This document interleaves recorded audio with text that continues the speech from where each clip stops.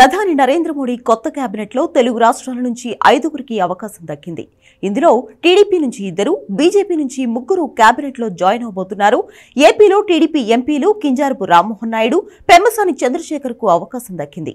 అలాగే BJP MP Srinivas వర్మకు మంత్రివర్గంలో చోటు కల్పించారు.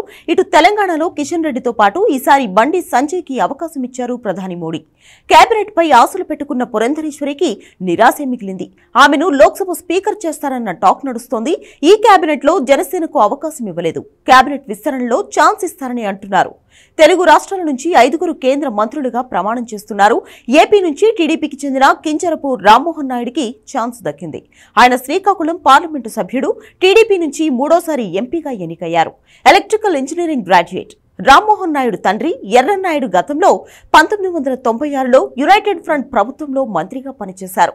పార్టీకి విధేయత, బీసీ వర్గాల నాయకుడు కావడంతో కింజారపుని రికమెండ్ చేశారు చంద్రబాబు. అలాగే టీడీపీ ఎంపీ డాక్టర్ పెమ్మసాని చంద్రశేఖర్కి కేబినెట్లో బెర్త్ దక్కింది.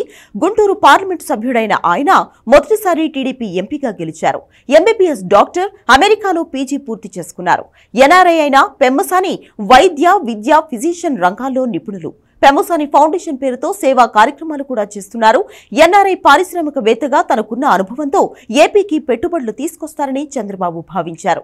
ఏపీ బీజేపీ నుంచి భూపతిరాజు, శ్రీనివాస్ వర్మకు మోడీ కేబినెట్లో చేరే అవకాశం కలిగింది. నరసాపురం పార్లమెంటు సభ్యుడైన ఆయన మొదటిసారి బీజేపీ ఎంపీగా గెలిచారు.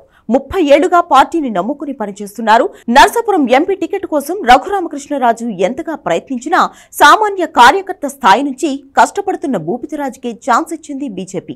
ఇప్పుడు కూడా పార్టీ అధ్యక్షురాలిగా ఉన్న పురంధరేశ్వరిని కాదని ఆయనకు మంత్రి పదవి ఇచ్చింది. మోడీ 3.0 కేబినెట్ లో పురంధరేశ్వరిని లోక్సభ స్పీకర్ చేస్తారని ఆమె అనుచరులు చెబుతున్నారు. తెలంగాణ నుంచి గతంలో కేంద్ర మంత్రిగా పనిచేసిన కిషన్ రెడ్డితో పాటు బండి సంజయ్ కు అవకాశం కల్పించారు. ప్రస్తుతం బీజేపీ తెలంగాణ రాష్ట్ర అధ్యక్షుడిగా ఉన్న కిషన్ రెడ్డి సికింద్రాబాద్ పార్లమెంట్ నుంచి గెలిచారు. 2019, 2024లో బీజేపీ ఎంపీగా అక్కడి నుంచే విజయం సాధించారు. గత ప్రభుత్వంలో కేంద్ర మంత్రిగా బాధ్యతలు నిర్వహించారు. ఇక కరీంనగర్ పార్లమెంటు సభ్యుడైన బండి సంజయ్ కి మోడీ కేబినెట్ లో చోటు దక్కింది. 2019, 2024లో బీజేపీ ఎంపీగా అదే నియోజకవర్గం నుంచి గెలిచారు. కిషన్ రెడ్డి కంటే ముందు బీజేపీ అధ్యక్షుడిగా పనిచేసిన బండి సంజయ్ తెలంగాణలో పార్టీకి మంచి ఊపు తీసుకొచ్చారు. బీఆర్ఎస్ ప్రభుత్వంపై పోరాటంలో ముందున్నారు.